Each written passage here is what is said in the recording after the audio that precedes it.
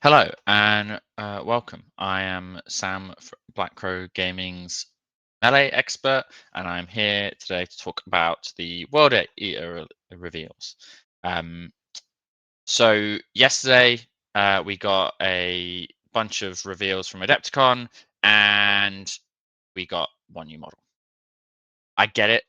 A lot of people are upset. A lot of people wanted more. I wanted more. It is what it is. I'm not here to talk about the negatives. I'm here to talk about the positives. I'm here to talk about what we could be getting, what's exciting, and what are the upsides, right? So yeah, like if you're here just to complain, I mean, feel free to put some complaints in the comments, but don't expect me to be ranting about GW and whatever, right?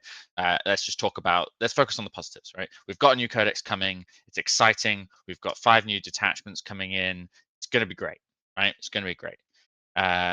So without further ado, let's look at what we did get, which is the Slaughterbound, a character guy who revives Ain't Bound probably with his fury or something ridiculous. He's got a bloodthirster with him inside him, and so like hopefully it's like a train, right? I'm going to be sat there comparing him to the Exalted Ain't Bound champions at damage output. I'm hoping that he'll have a higher output than that. I'm also hoping he's not too expensive points wise, because if it's a toss up between having this character in a whole nother unit of Ain't Bound or Exalted Ain't Bound, it's probably not going to be worth it.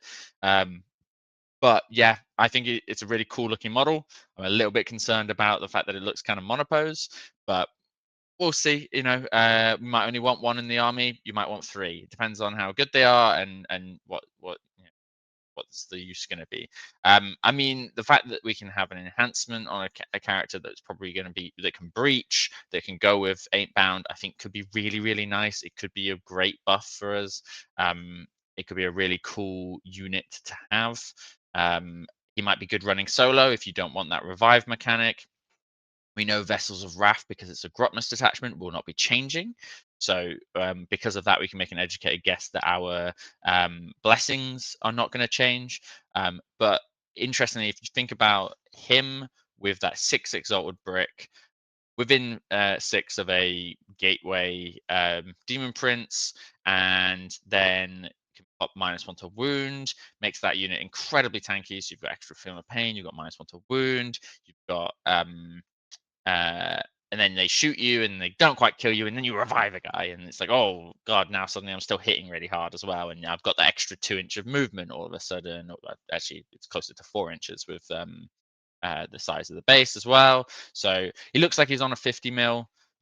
Educated guess. I do not know. Before anyone comes at me that says I'm like hinting anything, I do not know anything about what's coming in the Codex specifically. I've heard what you guys have heard. I listened to the broadcast and everything like that. So that's where all the information is coming from. Educated guesses and uh, direct from GW's Warhammer community. So yeah, I think he's gonna be really cool. I'm hoping he's good. I'm hoping he hits like a bloodthirster. I want to see that high strength, high damage. I want to see that D6 plus 1, D6 plus 2. I would like him to be comparable to the Abominant. Abominant sort of runs into you from the GSC, not the knight. He runs in to you and hits you with a bunch of las cannons. Effectively, his stat line. So it'd be nice to see a similar level there. He also has 2 weapons, right? So he's got the like demonic thing and what looks like a lacerator. So maybe he'll have like a profile that's like a souped up lacerator profile, and maybe a profile that damage free, and then maybe this like hopefully like D6 plus something attack as well. So it'd be really cool. I'm excited to see his rules. I'm excited to see how he affects it. I mean, we know that he revives models, but what's the other part of his data sheet? There's usually 2 rules on leaders. Maybe it could be something like a desperate breakout aura on top of the no fallback aura, or maybe it could be to do with making their feel no pain better, because he is kind of like that. If he's reviving someone, maybe he improves feel no pain as well. He's just a really good like tanky piece for the unit. who knows? Like, there's lots of ideas there. It could just be I hit really hard, get something like death wounds or whatever. But the leader rule is probably the revive rule, so his rule could be quite a selfish rule as well. So we'll see. But the other part of the reveal is they told us we are getting 5 detachments in the Codex, which is amazing, right? So if we're looking at the detachments, we know vessels is going to be fine. So we've got 6 detachments in total. So we've got 5 plus vessels. So if we've got 5 detachments, we're probably going to have the Berserker Warband. That's not going anywhere. I would like to see there's potentially some changes there or not. I worry about the fact that we like it doesn't feel like we do as much without that +1 strength and +1 attack. I think there's a lot of things like jackals and other units that suffer from that. Um, but I recognize vessels have been doing quite well. And so that's an interesting thing of like, okay, we're going to be looking at all these other detachments. Are we going to be missing it? Are we just, I want this to have a good amount of balance between these different detachments. And we have like tech choices. Like, okay, this, for example, at the moment, Index is detachment, the Berserker Warband is very good into melee focused armies and is very, hard hitting, fast, style. And then Vessels is I'm going to stand here, not get hit, and then I'm going to come table you. Like it is like, oh, you've got shooting. Well, that's not good against me. Whereas they are much more susceptible to that melee matchup. Like if you put the two against each other, Berserker Warband will walk a Vessel's game because it has all of those tools for the combat phase, whereas um, Berserker Warband doesn't.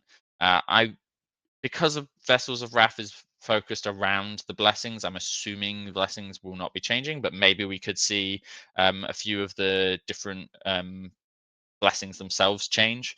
Angron still reviving, is one expected because it's quite a unique aspect of our army and his lore. And two, I just think that gives us something to like. It's quite a fun mechanic on the tabletop, just to like, even when you're losing, you've got that like moment of like, oh, I can, if I just revive Angron here, I can get that. And the Berserker Warband, one of my favorite strats in there is that, is the fish for Angron's revive. That's what I always refer to it as, but also that getting that third blessing. The Like some of the enhancements obviously have been reworded since that detachment came out. So I'm interested to see how they word them in the codex, whether they go back to old states or new states, or we have whole new enhancements entirely. Maybe tweak some of the ones that were never taken. But yeah, we have the um, a stratagem that I don't think I've ever used, which is the Battle Shock one. So maybe that getting reworked or changed into something else would be kind of cool. It'd be cool to see the blessing related stratagem propagate into more than just one detachment. We've seen that with plenty of codexes where the same detachment is seen across multiple, stratagem is seen across multiple detachments. Then the third one on my list here, we've got Gorestorm Slaughter Pack. Now, people might be looking at this list and going, how does he says he doesn't know the information. How does he know about this detachment name and just claiming that's the name? The battle forces named that. Now, previously, battle forces have been named Veterans of the Long War, etc., and like they've been named after detachments. So this is a safe-ish bet that one of our detachments will have this name, and it looks to be 8-bound focused, jackal focused. So maybe skipping out berserkers and focusing more on the non-berserker infantry. Which so probably like an 8-bound focused detachment. Maybe I wonder if we're going to see a bit more like Fiona Payne-esque aspect to that, because that's sort of a thing that's a theme across what Exalted 8-bound and Jackals. So maybe the detachment might have something to do with Fiona Payne. That would be really strong if you buffed Fiona Payne for a detachment. Yeah, even if it's limited to 8-bound units. Like people love taking 8-bound spam, right? That just make it's like, oh, you like 8-bound spam? Here's a detachment for it. We've got Demon Soup.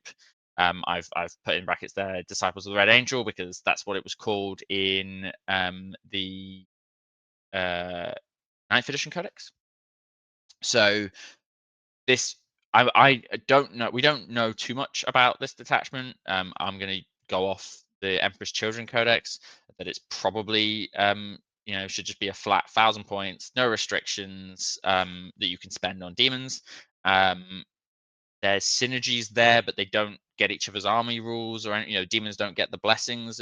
Probably, I mean, it seems a bit strong for them to get that. Um, but maybe there's some mechanic where it's like, okay, well, there's probably going to be a mechanic around being close to each other, which is quite good for us because hounds are really good now, Scarband's really good, and we want to be like close to each other in there. And like hounds are mobile, Bloodthirst is reasonably mobile. I think a lot of people in the World Eater community that are dreaming about taking Angron, Scarbrand, a bunch of Bloodthirsters. And I think it will be possible in this detachment. Whether it's good or not, we will see. I will comment on that when the Codex comes out. But it is sort of an exciting thing that you will just legally be able to put that on the table, and that's really cool. I've got Scarbrand, Bloodthirsters, and everything ready to go anyway. One of the cool things they did mention in the reveal video was that you could have an enhancement in here for a Lord on Juggernaut to join Blood Crushers.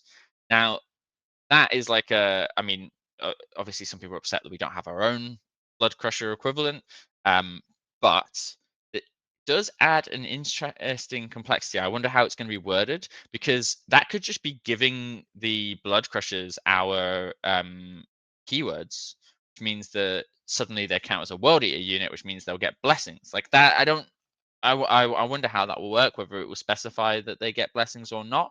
Hopefully, it's clear, whichever way it is. But that could be an interesting one, giving them, sustained hits, feel no pain, all of these stuff. We've seen they've lost one pip of invulnerability, invulnerable save, and gained an armor save better, but like yeah, it's not great, but they're still good, and they probably will be cheaper because of this. There's a lot of potential with the demons. I think there's a lot of damage we can do. We know the Karanak's going to be in there.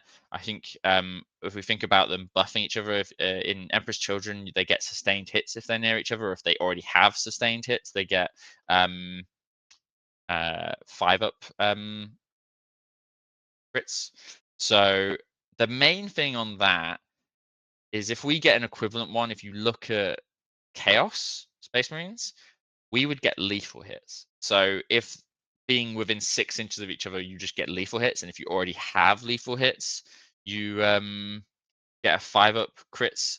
But then you have a situation where, okay, but we have blessings, and lethal hits is one of the blessings. And if that remains one of the blessings, we could just have army-wide lethal hits, which means we'd have army-wide lethal hits crits on 5s, and then we could also take the blessing for sustained hits, and suddenly we have army-wide crits on 5 sustained hits. It looks like my camera has broken. I will just have to continue with a broken camera. Um, so we get army-wide sustained hits, feel no pain on so sustained hits and lethal hits on 5s. That would be nuts, right? Like that would be absolutely crazy. I don't know like how that could possibly like it just seems so strong. So we'll see if that's part of it. Maybe we'll see what they do with the demon soup detachment. But I think there's quite a lot of exciting stuff to happen there. And then we come on to like other detachments. Like we don't really know. These are just ideas. Like maybe one that's berserker focused, or they might shift berserker warband to be that one. Um, there's also potentially like a transport based one. We've seen that in Emperor's Children. I think this one, I'm hoping there isn't one for this because much as like rhinos are really good, the for transport ones to be good, you need to be getting back in them, which means we're going to have to be charging transports at the enemy to get back in them after, and then surviving shots back and stuff like that. I don't really think it suits our army very much. Blood Tithe, I mean, Emperor's Children have coterie. It's a very blood typhy mechanic. It'd be interesting to have a similar one for World Eaters. I think it'd be really strong for us, and it would give us back that like 9th edition flavor. I think it could be really interesting. And then yeah, like Berserker Focus. Everyone loves their Berserkers. It'd be great for them to be good again. I've not been a fan of them in 10th edition. So yeah, I mean, it's a really cool that we're getting, we're gonna have 6 detachments to choose from. There's some stratagems that I would love to see in some of these detachments. So like a stratagem for like a 6-inch pile and consolidate, one or the other or both. A some stratagem in there that gives us lets us do like a charge in some way out of phase. So like there's one in Emperor's Children that after an opponent falls back, you can charge into them if they're still within 6 inches of any unit. That if any unit ends within 6 of that unit that fell back, that unit can charge, which is really cool. It's a little bit expensive on 2 CP, but that's really cool. Another thing I would love to see in the Codex is some more CP generation, ways of getting CP, preferably not by killing stuff, because that's quite usually like a late game thing. You need that CP early.